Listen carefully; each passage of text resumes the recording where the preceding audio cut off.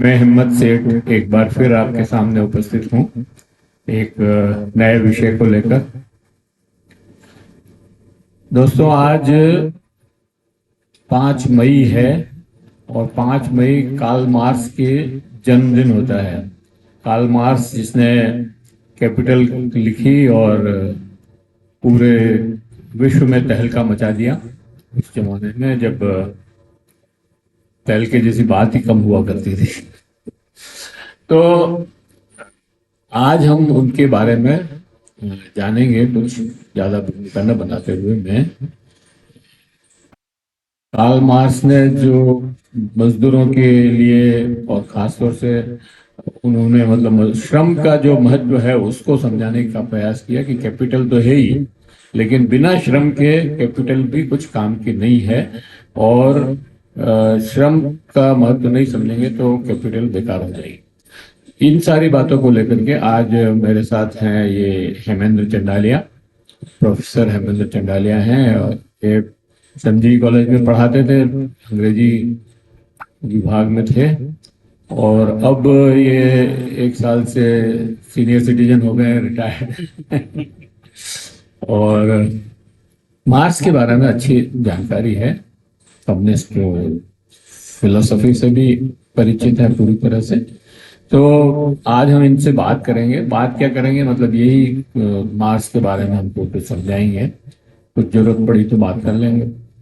तो मैं उनको ये माइक दूं उसके पहले ये अपील करना चाहता हूं कि अगर आपने अभी तक भी हमारे YouTube चैनल महावीर समता संदेश को सब्सक्राइब न किया है तो सब्सक्राइब कर लें, बेल आइकन दबाना न भूलें। और अगर वीडियो अच्छे लग रहे हैं तो लाइक करें, फॉरवर्ड करें और ग्रुप्स में भेजें, सोशल मीडिया पे डालें। कमेंट बॉक्स में जाएं, कमेंट लिखें, सुझाव दें। आपके कमेंट और सुझाव हमें और बेहतर करने की ओर अग्रसर करेंगे। तो हेमेंद्र जी, आपका बहुत बहुत स्वागत है इस मंच पे। और आज हम आपसे जानेंगे कि कार्ल मार्क्स जो 200 साल लगभग हो गए उनको, उनमें क्या खासियत थी कि आज तक भी उनको याद किया जाता है और खासतौर से उनकी फिलॉसफी को याद किया जाता है। कि जो किताब है मतलब कैपिटल, इसके 2-3 वॉल्यूम है शायद, लेकिन उसको अभी भी मतलब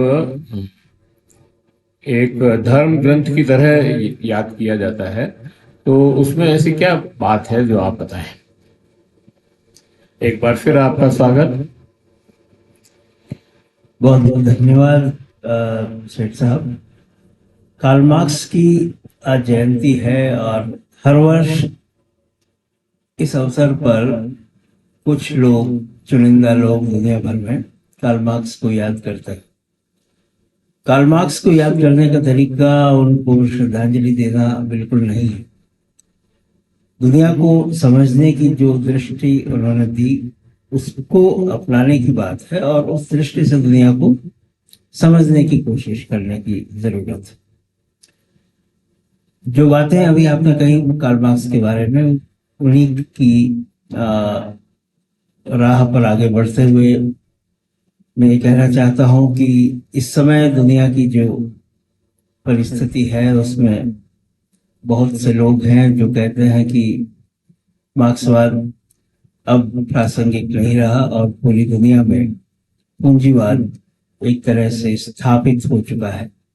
खासतौर से दक्षिणपंथी विचारक और दार्शनिक लगभग पिछले 30 वर्षों से इस बात को स्थापित करने में लगे हैं कि विचारधारा का अंत हो चुका है, इतिहास का अंत हो चुका है और अब जो वर्तमान में विश्व व्यवस्था बनी है, जो कि एक ध्रुवीय वैश्विक व्यवस्था है जिसमें साम्राज्यवादी अमेरिका का वर्चस्व है और वो इस बात की चेष्टा करते हैं स्थापित करने की कि यही व्यवस्था अब हमेशा कायम रहेगी।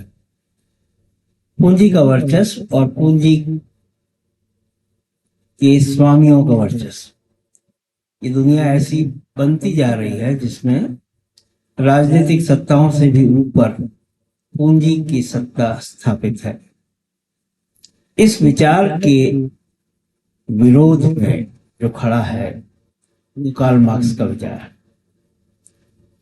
आपने बहुत अच्छे से ये बताया कि पूंजी अपने आप में पर्याप्त नहीं है, मैं ये कहना चाहता हूं कि कार्ल मार्क्स और उनके साथ 19वीं शताब्दी के दूसरे बड़े विचारक चार्ल्स डार्विन, इन दोनों को साथ पढ़ना आवश्यक है दुनिया को सही ढंग से समझने के लिए। क्योंकि जो पुराने भाववादी विश्लेषक, विचारक, दार्शनिक हुए, उन्होंने दुनिया को भाववादी दृष्टि से देखा और उसकी सृष्टि की रचना से लेकर के उसके संचालन तक उन्होंने किन्हीं अदृश्य ताकतों को जिम्मेदार माना। पृथ्वी की रचना को लेकर के भी आज भी लोगों की ये मान्यता है, बहुत सारे लोगों की, कि कोई देवी ये शक्ति है जिसने इस सृष्टि की रचना की है और वही सृष्टि का संचालन करती है। इस मिथ को, इस काल्पनिक कथा को तोड़ने का काम चार्ल्स डार्विन ने किया, जिन्होंने the theory of evolution of species हमारे सामने रखी कि किस तरह से उद्विकास के सिद्धांत के अंतर्गत इस सृष्टि के समस्त जीवों की रचना हुई। और इसमें एक बहुत लंबी प्रक्रिया थी जिसका विश्लेषण करते हुए उन्होंने बताया कि कैसे मनुष्य होमो सेपियंस स्पेसीज के रूप में इस तरह पृथ्वी पर आया। तो ये एक वैज्ञानिक दृष्टि से इस पृथ्वी का विश्लेषण करने की चेष्टा चार्ल्स डार्विन ने की। लगभग उसी काल में कार्ल मार्क्स आए और उन्होंने जो सामाजिक ताना बाना था पूरी दुनिया का, खास तौर से औद्योगिक क्रांति के बाद की दुनिया का, जिसमें श्रमिकों के शोषण के आधार पर पूंजी के निर्माण की प्रक्रिया चल रही थी, उसका विश्लेषण करने की उन्होंने कोशिश की और हमें ये बताया कि ये जो विश्व है वो एक द्वंद्वात्मक प्रक्रिया के अंतर्गत संचालित है। ये थोड़ा सा कठिन शब्द है, इसलिए इसको सरल करने की कोशिश करता हूँ कि उनका एक भौतिकवादी दर्शन, कार्ल मार्क्स एक भौतिकवादी दार्शनिक हैं जो ये कहते हैं कि जो कुछ संसार में या इस सृष्टि में हो रहा है उसके कारण इस सृष्टि में ही निहित है। जो प्राकृतिक ताकतें हैं, प्राकृतिक घटनाएं हैं, प्राकृतिक संसाधन है, प्रकृति में जो कुछ है उनकी अंतः क्रियाओं से ही ये विश्व संचालित है। कोई ऐसी बाहरी शक्ति नहीं है जो इन सब का कहीं अदृश्य स्थान से बैठकर संचालन कर रही हो। खास तौर से जो आर्थिक व्यवस्था उस समय यानी 19वीं शताब्दी के समय पूरे विश्व में स्थापित हो रही थी, उसका विश्लेषण करने का उन्होंने काम किया। वे हेगल से बहुत ज्यादा प्रभावित थे और उन्होंने न सिर्फ हेगल के विचारों को पढ़ा समझा बल्कि उसकी आलोचना भी की। जैसा आपने कहा अभी कि उनकी मुख्य रचना द कैपिटल है, जो जर्मन में दास कैपिटल नाम से जानी जाती है, और उसके 3 खंड हैं। कार्ल मार्क्स ने अपने जीवन का लगभग सारा समय उस एक महान ग्रंथ की रचना में व्यतीत किया। हालांकि ये कहना तो गलत होगा कि इसको धर्म ग्रंथ की तरह माना जाता है, क्योंकि धर्म तो अपने आप में ही एक अफीम कार्ल मार्क्स मानते हैं। लेकिन ये जरूर है कि पूंजीवाद की व्याख्या का एक बहुत वैज्ञानिक तार्किक आधार इस ग्रंथ को माना जा सकता है। अब मूलभूत बातें जो कार्ल मार्क्स के संदर्भ में हम जान सकते हैं वो ये है कि उनकी जो रचनाएं हैं, मुख्य रूप से सबसे प्रमुख और सबसे चर्चित रचना एक छोटी सी पुस्तिका जिसको पैम्फलेट भी कह सकते हैं, जो उन्होंने अपने मित्र फ्रेडरिक एंगल्स के साथ मिलकर के लिखी, वो है the manifesto of the communist party या कम्युनिस्ट पार्टी का घोषणा पत्र। वो एक किस्म का रोड मैप है, एक किस्म का ऐसा दस्तावेज है जिसके आधार पर दुनिया को बदलने का काम करने का एक स्वप्न उन्होंने देखा। और फिर द कैपिटल तो है ही, इंग्लैंड में रह करके उन्होंने पूंजीवादी अर्थव्यवस्था किस तरह से काम करती है उसका विश्लेषण किया और कुछ सिद्धांतों की स्थापना की। इसके साथ ही 2-3 और इम्पोर्टेंट या महत्वपूर्ण रचनाएं उनकी हैं जिसके बारे में मैं जरा सा उल्लेख करना चाहूंगा। द पॉवर्टी ऑफ फिलॉसफी उनकी एक महत्वपूर्ण किताब है, इसके अलावा दो तीन किताबें और हैं, जिसमें critique of Hegel's philosophy of right जो 1843 में आई, और the 18th Brumaire of Louis Bonaparte जो 1852 में आई, और इसके साथ वेज लेबर एंड कैपिटल जो 1849 में आई। इन किताबों का भी साथ साथ जिक्र करना इसलिए महत्वपूर्ण है कि जो मार्क्सवाद है या मार्क्स की अवधारणा के विभिन्न आयाम हैं, उनको हम इन पुस्तकों के माध्यम से समझ सकते हैं। अब जो हमारे साथी लोग कार्ल मार्क्स के बारे में जानते हैं और सरलता से उसको और लोगों तक पहुंचाना चाहते हैं, उनके समझ के लिए मैं बहुत सरल तरीके से दो तीन महत्वपूर्ण जो उनके योगदान है उनको रेखांकित करना चाहता हूँ। सबसे महत्वपूर्ण बात कार्ल मार्क्स के संदर्भ में यह है कि वे समाज को एक वर्गीय आधार पर देखते हैं, अर्थात सारी दुनिया को वो इस तरह से देखते हैं कि ये दो वर्गों में विभाजित है, और ये जो दो वर्ग हैं इनके हित परस्पर टकराते हैं। ऐसा नहीं हो सकता कि ये दोनों ही वर्ग के हित समान हो। एक ऐसा वर्ग है जो साधुओं पर अपना स्वामित्व रखता है, और उन स्वामित्व के आधार पर वह एक शोषण वाली प्रक्रिया के माध्यम से अपने आप को और अधिक सुदृढ़ करता है, अधिक से अधिक पूंजी का सृजन करता है, और वह पूंजी का सृजन जो दूसरा वर्ग है, जो कि सर्वहारा वर्ग है, या जो प्रोलेटेरियत शब्द का इस्तेमाल उन्होंने किया है, वो है जो कि मुख्यतया श्रम पर आधारित है। तो पूंजीपति वर्ग या जो संसाधनों पर नियंत्रण रखता है वह वर्ग, और दूसरा वर्ग जो सर्वहारा वर्ग है। सारी दुनिया को इस तरह से वो विश्लेषित करते हैं, दो वर्गों में विभाजित करके, और ये मानते हैं कि वर्गीय हित जो है दोनों के अलग अलग।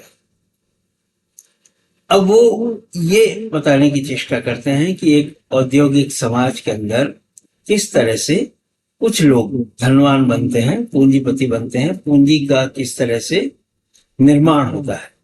तो उसके लिए एक सिद्धांत है जिसको अंग्रेजी में हम the theory of surplus value कहते हैं, या अतिरिक्त मूल्य का सिद्धांत। बहुत सरल भाषा में इसको अगर समझें तो यह है कि उस पूंजी के निर्माण के लिए या किसी भी उत्पादन के कार्य के लिए 19वीं शताब्दी के अंदर चार प्रमुख तत्वों की बात की जाती थी: land, labour, capital and entrepreneurship, अर्थात भूमि, श्रम, पूंजी और उद्यम।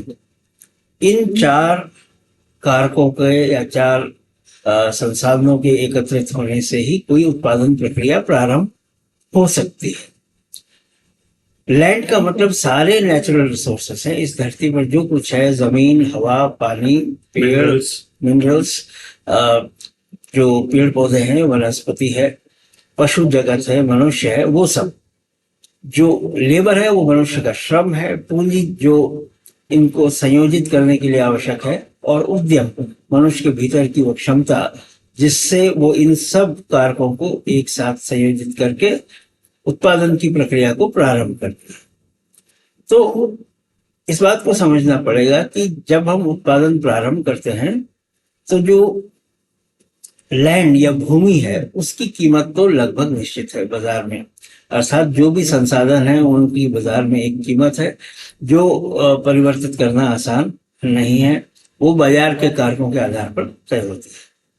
इसी तरह से जो पूंजी है उसका भी एक मूल्य तय है, अर्थात अगर आप किसी तरह से पूंजी का निवेश करेंगे तो उसमें जो ब्याज होगा वो भी बाजार निर्धारित करता है। उद्यम का भी एक मूल्य है, लेकिन श्रम एक ऐसा कारक है जिसका मूल्य श्रम की मांग और श्रम की आपूर्ति पर निर्भर है, और सामान्यतया औद्योगिक व्यवस्थाओं के अंदर श्रम की मांग से श्रम की आपूर्ति अधिक होती है। ऐसे में श्रम का मूल्य जो कि वेतन है वो निर्धारित श्रमिक के खिलाफ होता है, क्योंकि बहुत सारे लोग कतार में हैं, बहुत सारे लोग ऐसे हैं जो अपने श्रम को बेचना चाहते हैं और वे उससे जो प्राप्त मूल्य है उससे अपना जीवन यापन करते हैं। तो इसलिए होता यह है कि जो भी पूंजीपति या जो उद्यमकर्ता उत्पादन प्रक्रिया प्रारंभ करता है, उसके पास अपनी उत्पादन लागत को कम करने का एकमात्र तरीका जो सामने दिखाई देता है वो होता है श्रम की लागत को कम करना, अर्थात वेतन को कम करना। और जैसे मैं किसी उत्पादन कार्य में लगा हूं और मैं दिन भर में या महीने भर में 100 रुपए का उत्पादन करता हूं, तो मेरा वेतन वो 100 रुपए से कम निर्धारित करता है। उदाहरण के लिए 50 रुपए यदि वो निर्धारित करता है, तो बाकी जो 50 रुपए बचते हैं वो अतिरिक्त मूल्य है, वो मेरे श्रम का अतिरिक्त मूल्य है या सरप्लस वैल्यू है जो पूंजीपति अपने पास रख लेता है। और धीरे धीरे ये जब अतिरिक्त मूल्य इकट्ठा होता जाता है तो यह फिर पूंजी में परिवर्तित हो जाता है। इस तरह से पूंजी के निर्माण की जो प्रक्रिया है उसका सिद्धांत कार्ल मार्क्स ने दिया, जिसको theory of accumulation of wealth कहा जाता है। तो the theory of surplus value या अतिरिक्त मूल्य का सिद्धांत और पूंजी निर्माण का जो सिद्धांत है वो आपस में जुड़े हुए हैं, और उससे ये स्थापित होता है कि पूंजी निर्माण की प्रक्रिया श्रम के शोषण पर आधारित है। ये कार्ल मार्क्स में स्थापित करते हैं। और इसलिए वो ये कहते हैं कि वर्ग जो है वो दोनों के हित अलग अलग हैं। जो श्रमिक वर्ग है उसका जो हित है वो अपने जीवन यापन के संसाधनों को इकट्ठा करने का और अपने जीवन को बेहतर बनाने के जो उपाय हैं वो करने का है। दूसरी ओर जो पूंजीपति वर्ग है वो अपने मुनाफे को अधिकतम करना चाहता है, जिससे कि अतिरिक्त मूल्य बढ़े, पूंजी बढ़े और पूंजी के बढ़ने के साथ साथ उसकी सत्ता भी और ज्यादा बढ़े। तो कार्ल मार्क्स ये कहते हैं कि इस व्यवस्था को बदलना संभव है और इस व्यवस्था को बदलना भी आवश्यक है। अब उसके लिए क्या आवश्यक है?